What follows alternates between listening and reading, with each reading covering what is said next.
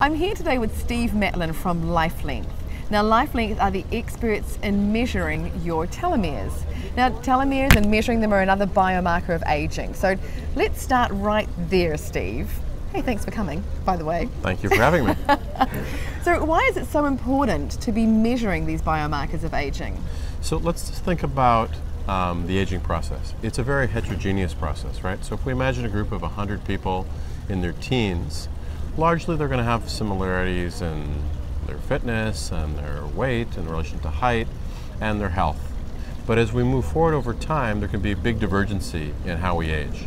Because it's not just about our genes, it's about how and where we live and the lifestyles that we have.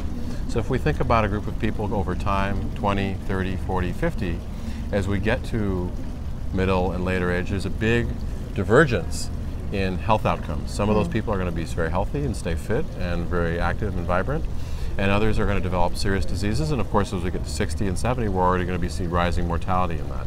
And that's because the aging is a heterogeneous process. It's not the same for us, and it can be heavily influenced by how we live our lifespan, and that's we need biomarkers to see how we're doing. So it's a check-in. And then there are things that you can do. Of course, of course. So if you think about standard biomarkers of aging, the ones that we can all understand, you can think about things like blood pressure or resting pulse, or other biomarkers like fasting glucose for detecting diabetes or cholesterol levels. These are all simple biomarkers that are risk stratification that change over time and need to be monitored on a yearly basis. In the case of telomeres, we have now available through our company, through Lifelength, a test that will look at your aging process by measuring the length of the tips of your chromosomes, which is the main cause for the aging process. Every time your cells divide, these telomeres are shortening, and that's really a biological clock, because when the telomeres get very short, your cells are essentially old. They become senescent. To me, in terms of biomarkers of aging, it's the perfect one, because you can can extrapolate out from your results and let someone know essentially how much longer they've got to live. Well, we don't determine how long someone's going to live. And this is in the same way that if you have high cholesterol, your doctor's not going to be able to tell you if you're going to have a heart attack. These are all risk stratification tests, all lab tests that are not binary tests, right? Tests like blood pressure and cholesterol and so on. But what they're really about is determining risk profiles. So if we have 1,000 men and women who have really high cholesterol, really high blood pressure, you know there's going to be a lot more strokes, there's going to be a lot more cardiovascular disease. But can you say that one person who has high blood pressure will definitely have a stroke? You can't. It's the same with telomeres. We don't determine if some person's going to live 20 more years or 30 more years. What we know is if you have short telomeres, you are definitely at greater risk for mortality, and you're at greater risk for developing chronic and age-related diseases. But the good news is you can make interventions that can influence that. Good. I was just going to ask that. So if I came and I had my telomeres tested and they were critically short, and you said, hang on, Rachel, you've got to do something about this, what sorts of things would I be doing? So the first thing that most of us know, but few of us are actually capable of doing, are things that people are going to say, oh, I know all that, but really, who does it? And I'm talking about having a really good diet, eating healthy, not having a sedentary lifestyle. Which doesn't mean running every day on a treadmill. There are people who I can't stand a gym, I can't stand to lift weights. That's fine. Go for long walks with your dog. Go play tennis, swim. Do something that gets you out of the house. If you think about human beings, we're fundamentally animals before we're people. In the sense that we have big brains, but we have a big body underneath that, and that body needs exercise. And sitting 10 hours a day in front of a screen is simply not healthy. So what you can do is, this is a biomarker that's going to reflect your genetic inheritance and how you've lived your life up to a point in time, and say this is your biological age. You may be 50 and your biological age may be 55. But if you begin adopting a healthier lifestyle, you start eating better, you start exercising, you start managing stress. And I always say managing stress because who's free of stress in modern society? Happen. Yeah. You're going to have stress, but the ability, and again, that doesn't mean you have to do yoga or Pilates. Some people say, oh, I don't want to do yoga, that's something that's not for me. That's fine. Read a book, turn off your phone, watch a movie, do something that takes you away from the stress of your professional life or your personal life or whatever it is that's causing you to have problems. Monitor your alcohol consumption. Try not to smoke. Do those basic things, And that's the first step in improving your health and, of course, in slowing the rate of telomere attrition and hence your aging process. And then if you're prepared to make real changes and go beyond that, start thinking about taking some supplements. Consult your doctor, do some good lab tests, see if you need vitamin D, see if you need omega-3s, and of course measure your telomeres. Yeah, yeah. And the recent studies that have come out with the omega-3s and the vitamin Ds, I love those because, you know, in a nutshell, a high vitamin D level, higher telomeres, high omega level, higher telomeres, in a big nutshell, because those are very simple things to take. Inexpensive, simple supplements that you can buy in any pharmacy, any supermarket, easy to take, and the method of action is very simple to comprehend because anything that's going to reduce inflammation is going to reduce cellular turnover. So if you're overweight, if you don't have a good diet, the vitamin Ds, the omega-3s, what they're going to do is they're going to supplement the things you're not getting in your diet, and they're going to contribute to improving your biological function of your organism. And if you then couple that with a little bit of exercise, a little bit of weight loss, a little bit of stress management, you're going to see real changes. I feel like there's a little bit of confusion out there too at the moment because a lot is being written about telomeres. Every day. And yeah, and there is some misinformation like, okay, so if you were to take vitamin D and omegas, it's going to lengthen your telomeres. And so people think that they can do these and lengthen them, but it's...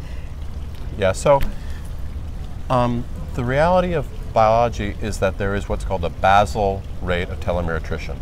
So even if you lived a perfect lifestyle, you were a monk in a Tibetan monastery with no stress and the perfect diet, lifespan is estimated to be, maximum lifespan is to be about 125 years. Because your cells are going to divide. Now the cells are going to divide much more slowly than they're going to divide if you have inflammation, obesity, stress, all of these things. So when you take supplements, what you're going to do is you're going to slow the rate of telomere division, telomere loss, telomere attrition. But to reverse it is going to take really much more dramatic changes. You've got to think about trying to find supplements such as telomerase activators, and you've got to look very closely to see if those supplements really are effective, or if at least they're effective for you. And then you've got to be very disciplined because lifespan is not a one-day race. It's the hare, it's the hare and the tortoise. You've got to think about telomeres are something that are lost over 90 years, if that's an average lifespan, or 80 years. So going on a 1-month fasting program, that ain't going to do it. It's got to be commitment to permanent change. And that's why it's so important to dot programs that are viable. I don't think diets as a term are viable because the concept of a diet is I'm going to lose some weight because I've got a wedding coming up or I got to go to this event. What you have to figure out is a way of eating that's healthy and that's sustainable for you. Because if you do things that are in denial, you end up reverting to your old ways. And it's the same with exercise. You can go on an exercise binge and then you get tired and you stop going to the gym, and then what have you achieved? So really it's about trying to do things that are be prolonged over many, many years. I think the human psyche is interesting. It is that, yes, I've got a reason, now I'll stop. And when it comes to telomeres, you get them measured and someone goes, I want to win. I want them to be longer. And it's like, well, no, you need to do all of these things just to stop them, shortening as fast. And I think to some people that's a little bit deflating. But the result of that, the impact is huge. Well, I think what most people will all agree is, first of all, everybody wants to be healthy. I mean, our company currently provides service in 40 countries around the world, from Indonesia and Korea to Israel to the United States and Mexico and in between. And every human being in the world wants to be healthy. And what people always acknowledge, but they maybe don't think about, is I think people are more than aging itself, what people fear is the loss of their health. So if we want to have a long lifespan and we want to live to be 80 or 90, we imagine ourselves being vibrant, being able to have physical and mental autonomy. Because at the point in life when you don't have those things, you don't have quality of life. So health span is really as much or more important than lifespan itself. And for that, we need to adopt these biomarkers because the kinds of chronic diseases that we now face in modern society aren't diseases that are going to be cured by a vaccine or by an antibiotic that have a single cause, but they're multifactorial diseases that are built up over decades. Heart disease is a clear one. We know that children are developing heart disease as early as 10. You can start to see fatty deposits in the heart of children who die in car accidents and they have been autopsied. and they see these things. They may not have a heart attack until they're 60, but that diet that they're having from the very early days of their lives, that's setting that metabolic pathway and their taste buds really for eating saturated fats, for eating bad food. That's what we have to reverse in modern society if we pretend to have a world in which people will live to be 80, 90 and be healthy. Yeah, that's horrific to hear that. It's very sad, but I mean, if we look at modern society, not only in the United States and in Canada, but around the world, we have a problem where there's many more people who are obese than are starving now. Yeah. And we've never had a world wealthier than it has been today. So it's really a travesty and a tragedy that in a world that there's so much knowledge about what health and nutrition is, that we don't apply it. And really, when you do apply it and you feel you have so much more energy and you feel so much better, you realize you're actually not making a sacrifice to eat well. Because what the key recognition is, when you feel that, you're like, wow, I actually feel much better when I don't eat all those terrible foods. My body appreciates it, and all of that can then be quantitatively measured in biomarkers, including, as we said, telomere testing, as well as other biomarkers of metabolic tests and all these things. Because we're not born with a dashboard like a car. Who here would have a nice car and see a light go on in their car, get your oil checked, the engine pressure is off. You take your $30,000, $50,000, $100,000 car, whatever kind of car you may have, and the first thing you do is you take it to the dealer to the garage to have it checked. Breaking down. And that's for a car. Well, that's a machine. What's more important, your health or a vehicle? I mean, you can buy another car. So people take, a lot of times, they take better care of an inanimate object than they do of their own health. But we need to avail ourselves of these biomarkers. They're out there, and we need individually to take ownership of our health. And these tools are now available for consumers to use to be more healthy. Yeah. And so tell me, I congratulate you on having what is recognized as the best place in the world to have your telomeres tested. Why is that? What makes you stand out? Well, the difference between LifeLength and any other company is we measure telomeres at the individual chromosomal level. So this requires a little bit of an explanation. Inside the nuclei of our cells, we have 23 pairs of chromosomes.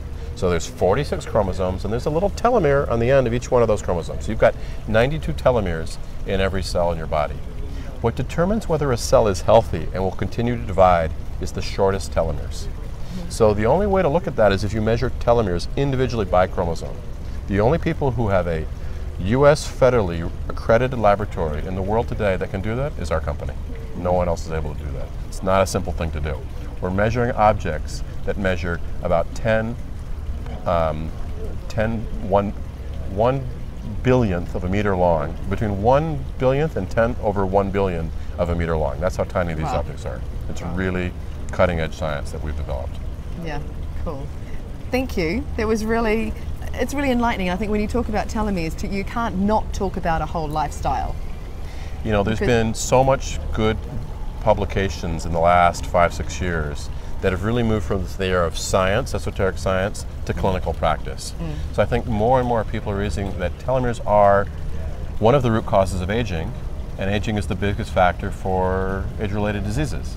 So if we can address telomere length, if we can maintain our telomeres, we are then able to dramatically decrease our risk for all of the diseases that concern us, whether it be cancer, metabolic diseases, cardiovascular disease, and we're actually carrying out studies in all of these fields. So this is really an important area of biology, and I hope it'll encourage people to realize that they can now reach out and do these tests to better understand their health and affect change that's meaningful.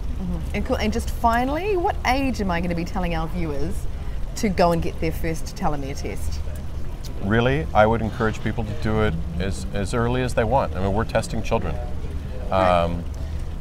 I would say the typical person is somebody who's between 30 to 50, because I think that's the age maybe at which, by the time we're in our early 30s, maybe we get those few first symptoms of, hey, maybe I'm not immortal. Yeah. and my superhero cape is starting to fall. I'm seeing a few gray hairs, or I'm feeling a little bit, something. And that's a really good wake-up call to the fact that all of those, anyone can go out and have a wild night, and you can go out and have lots of cheeseburgers, and that's fine if you don't do it every day. And so the aging process is, as we said, it's a marathon, it's not a sprint. And the earlier you have this information, the earlier you're able to affect change. You know, what is unquantified, unmonitored, goes unmanaged. So really, these are tools to allow us to see how we're aging, affect change, remonitor, make adjustments, and try to optimize our health. Cool. Perfect. So if you want a number that you can work with, or if you're a competitive person like me, you want that number, and then you want to make sure that that number isn't moving. Anytime's a good time, and I agree with Steve when it comes to telomeres, that it's the most important biological marker of aging that you can get. Cool. Thank you. Thank you.